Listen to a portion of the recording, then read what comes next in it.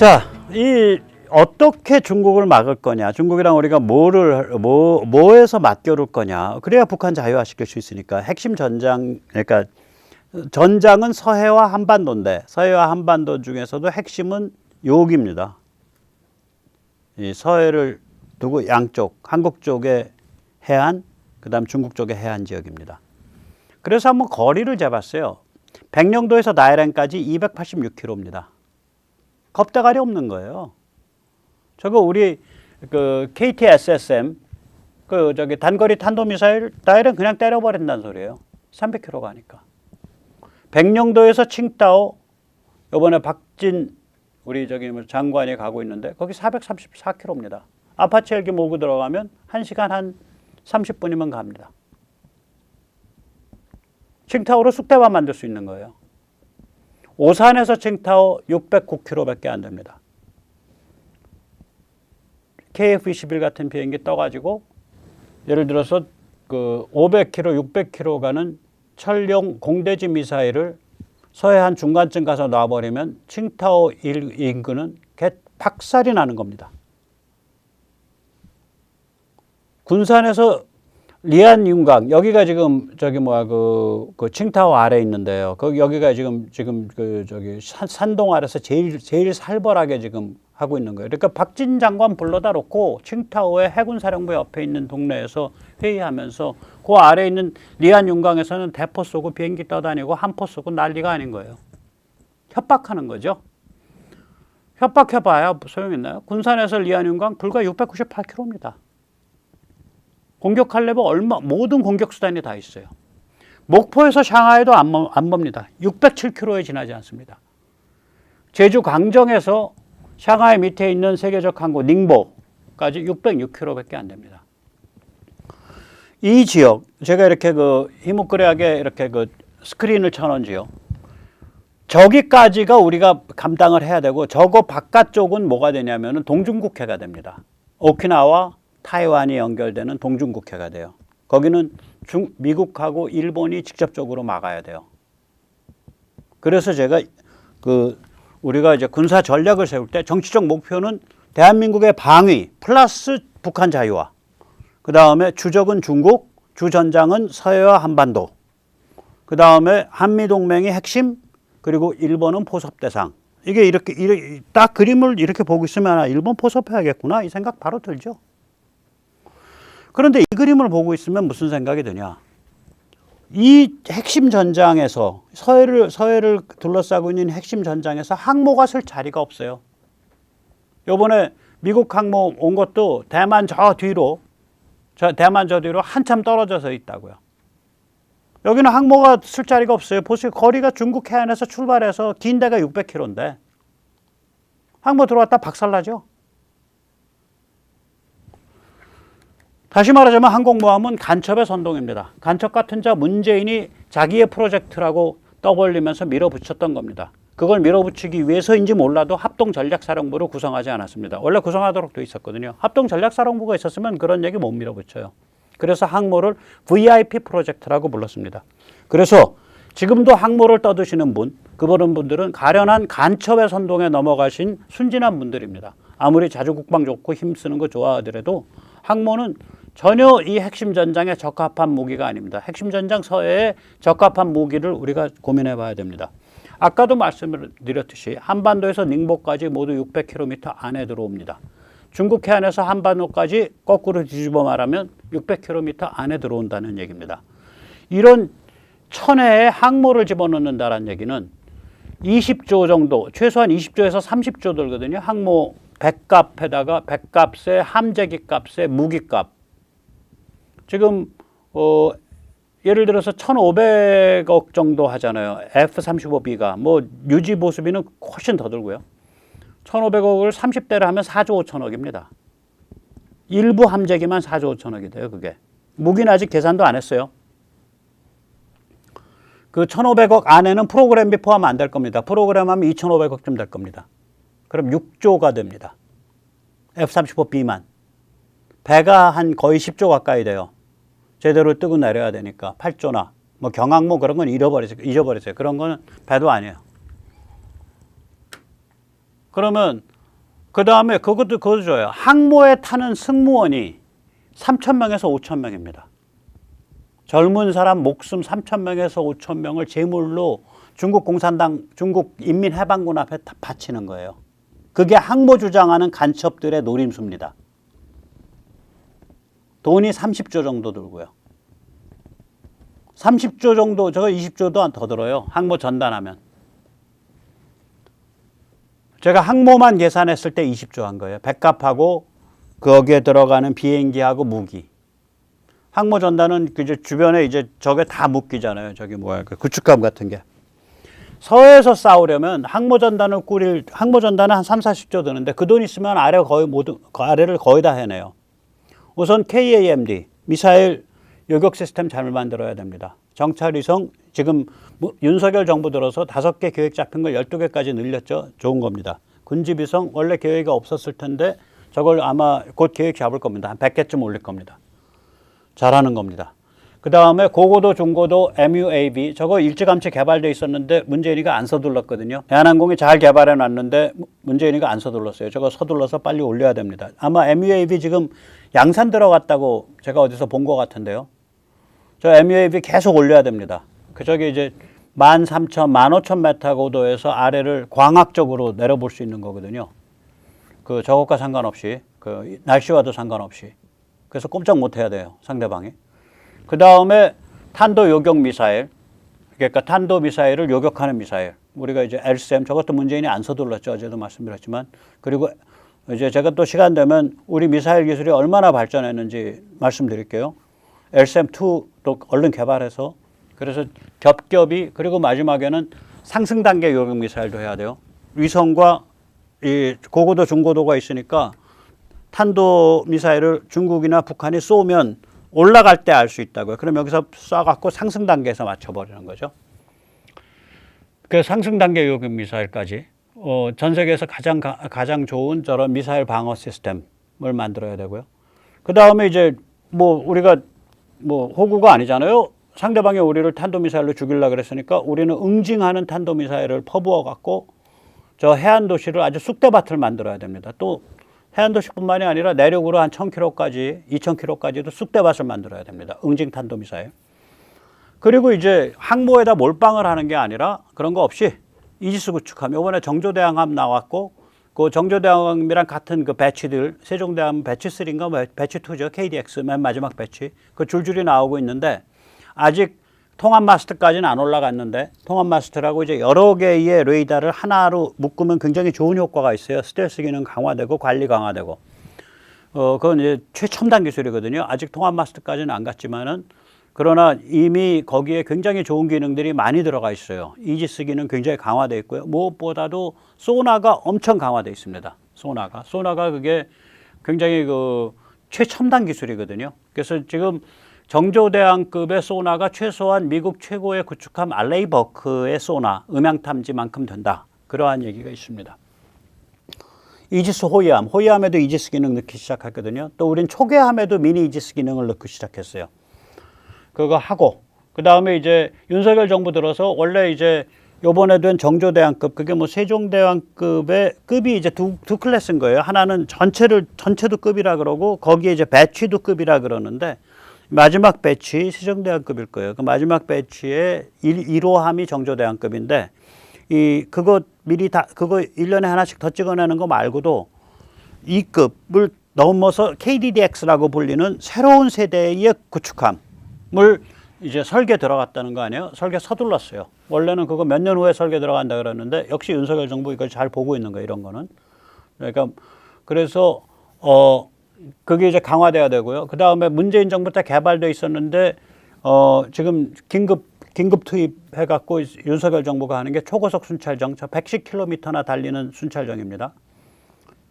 그 다음에 이제 저걸 또 무인화 시킬 수 있거든요. 같은 배를 무인 수상정. 그리고 바닷속에는 수중 감시 센서 깔아야 되고요. 잠수함과 무인 잠수정 깔아야 되고요. 바닷속에. 그 다음에 해안에 레이더 강화해야 되고요. 그 몇십 년 된 거 돌아가지도 않는 먹통 레이더 걷어내고. 그 지금 서두르고 있는 걸로 알아요. 해면파 레이더 저거 아직 개발 안 했는데 얼른 개발해야 됩니다. 해면파 레이더는 예를 들어서 몇백 미터, 1,000m 바다를 내려다보는 산 위에다가 만들고 바다를 향해서 쏘면 그 파도가 이렇게 돼 있으니까 파도의 산의 사면에 맞고 레이더가 튀어오는 그 원리예요. 그러니까 높은데, 육상 높은 데다가 설치해요. 그럼 바다를 굉장히 정밀하게 보게 돼요. 저 해야 되고요. 그 다음에 이제 쟤들이 어저께도 말씀드렸지만 무지막지에서 우리 항구를 봉쇄하는 기뢰 작전을 쓸 거란 말이에요. 그래서 이 기뢰를 얼른 걷어내는 소해 헬기, 문재인 때 한 대도 안 만들었어요. 얼른 만들어야 됩니다. 저 수리온 기반으로 해서. 수리온 엔진이 바다 소금기를 잘 견디는 엔진입니다. GT700 엔진이. 그리고 소해 헬기를 가져야 우리가 닝보항 때려 맞고 상해항 때려 맞고 다이렌항 때려 맞고 칭따오항을 때려 맞습니다. 왜 그러냐면 기뢰 깔아놓고 그 다음에 이제 협상되고 나면 기뢰를 걷어줘야 되니까. 그 소해 헬기는 겉으로 보면 방어 무기지만 실제로는 공격 무기를 쓸 수 있게끔 뒷받침해주는, 기뢰를 공격 무기로 사용할 수 있게끔 뒷받침해주는 주춧돌입니다. 저게. 그 다음에 대잠 초계기, 저 문재인 때 하나도 추가 안 했죠. 대잠 초계기라는 건 어떤 거냐면요. 이제 P3C 같은 비행기가 많죠. 비행기로 이제 가면서 이제 바다를 이제 그 감시 정찰하는데, 그냥 감시 정찰할 뿐만이 아니라 얘가 뭐를 하냐면 소나보이라는 걸 뿌려요. 소나보이는 이제 예를 들어서 원통같이 이렇게 원기둥같이 생긴 건데, 윗부분은 물 위에 나와가지고 전파 통신을 할 수 있고요. 아랫부분은 물 안에 잠겨서 소나 탐지를 할 수 있어요. 그러니까 소나보이를 쫙 바다에 뿌려두면 거기에 잠수함 출몰하는 것 같다고 의심이 돼서, 그럼 잠수함이 식별이 된다고요. 그럼 이제 거기다 대고서 그 비행기에서 이제 낙하산이 나중에 펼치게 되는 이제 그 미사일식으로 날아가는 어뢰를 던지죠.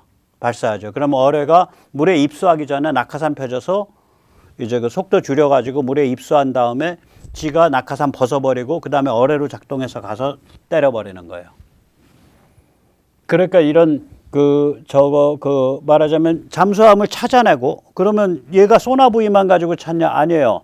얘가 전자기 반응을 해요. 그러니까 이게 잠수함이 쇳덩어리니까 자장이 달라질 거 아니에요. 그러니까 마그네틱 필드가. 그거를 감지해요. 아, 저 바닷속에 쇳덩어리 있어. 크게 어느 정도 되는 것 같아. 그러면 거기다 대고 이제 소나부이 몇 개 던져가지고 식별한 다음에 어뢰를 미사일식으로 생긴 입수 어뢰를 발사하는 거죠. 저 하나도 안 해놨어요, 문재인이. 하나도 추가 안 했어요.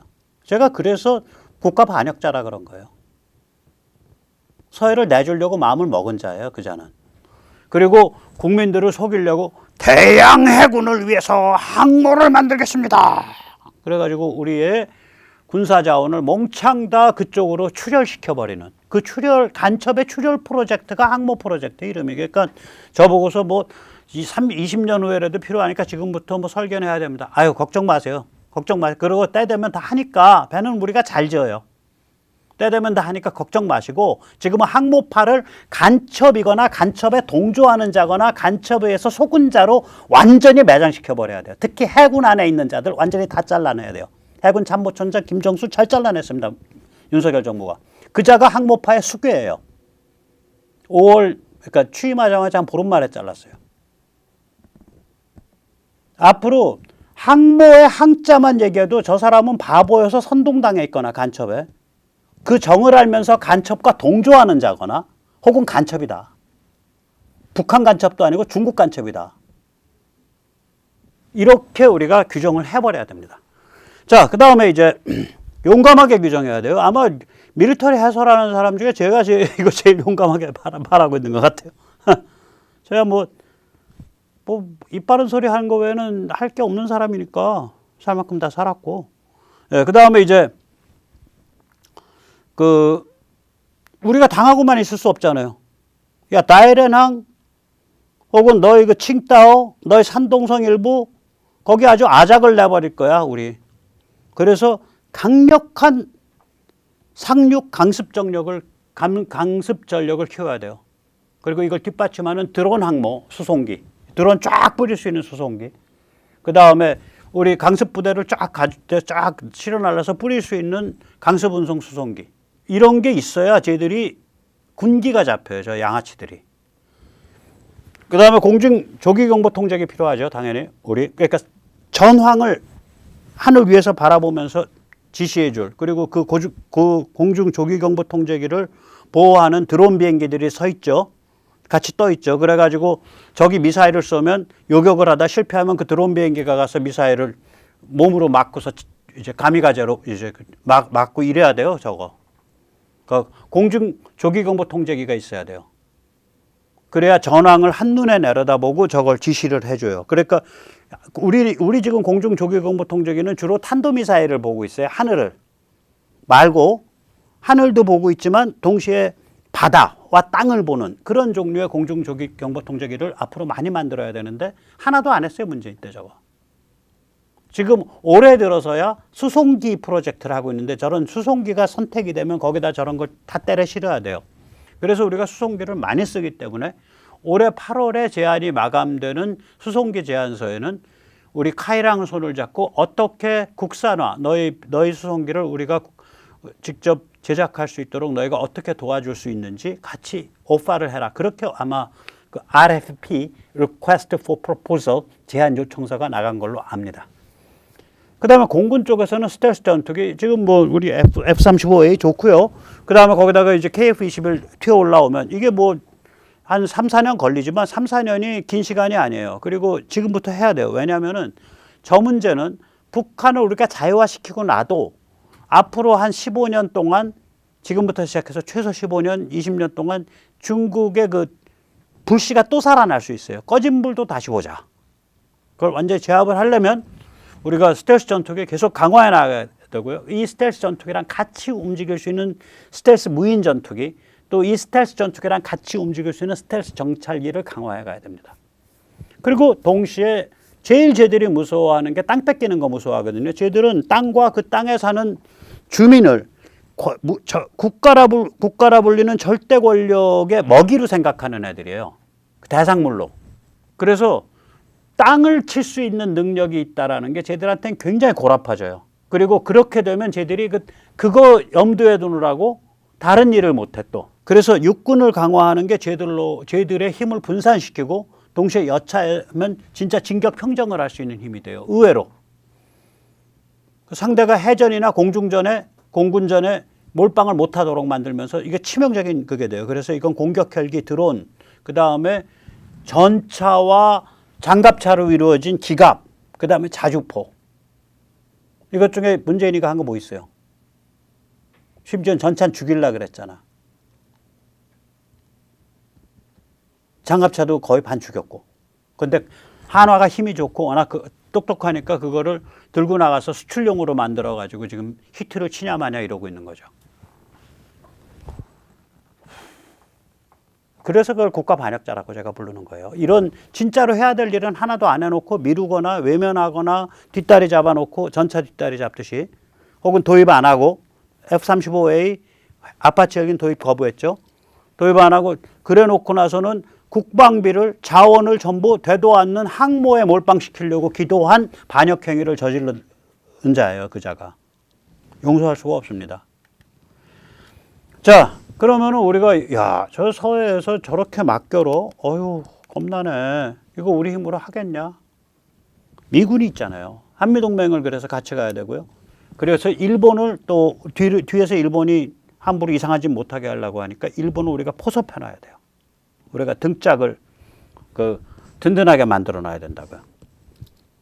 그래서 미군에서 우리가 반드시 얻어내야 될 게 있는데 얻어낸다는 게 같이 움직여야 될 게 이게 뭐냐면 미국이 이번에 이제 어마무시한 이 스텔스 이건 뭐라 그럴까요? 하늘의 요새예요.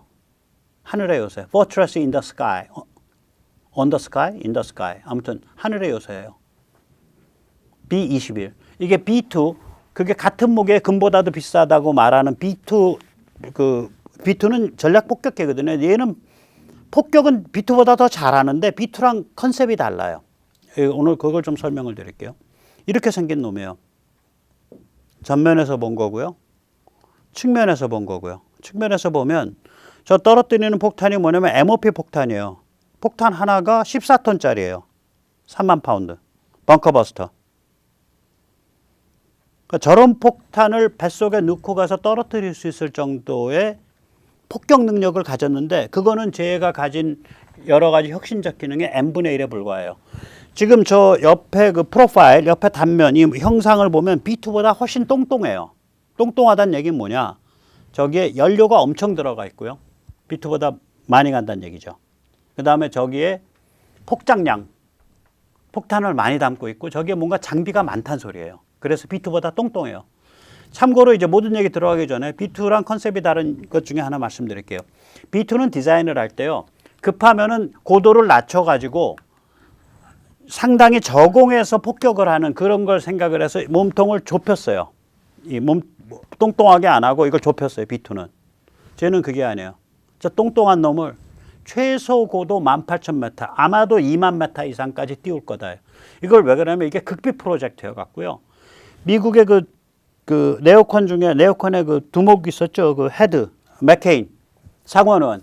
맥케인이 상원 군사위원인데 맥케인이 저거 정보 좀 내놔라 그럴 때 안 내놨다고. 공군이. 그래갖고 맥케인이 발작한 적이 있어요. 야, 내가 임마 미 연방 상원 의원이고 임마 내가 애국자고 임마 내가 저기 그 틀림없는 사람인데 나한테까지 정보를 안 줘? 그리고 맥케인이 발작을 한 적이 있어요. 그 정도로 극비어 갖고 이미 지금 날아다니고 있는 상태예요. 그 실전 투입은 이제 올해 말 끝나서 내년에 되는데 이미 마지막 그 통합 작업하느라고 날아다니고 이미 6대까지 만들고 있어요. 6번째 비행기까지 올해. 근데 인터넷에 아무 데도 뒤져도 안 나와. 극비예요. 단지 엔진이 뭐다라는 건 정도 나와요. 근데 예를 들어서 어느 정도 무게다. 제원이 몇 메타다. 최대 이륙 중량이 얼마다. 그다음에 어디까지 고도까지 올라간다. 무슨 기능이 있다. 전혀 안 나와요. 완전히 극비예요. 저거. 오늘 그 얘기를 좀 드리려고요. 그러나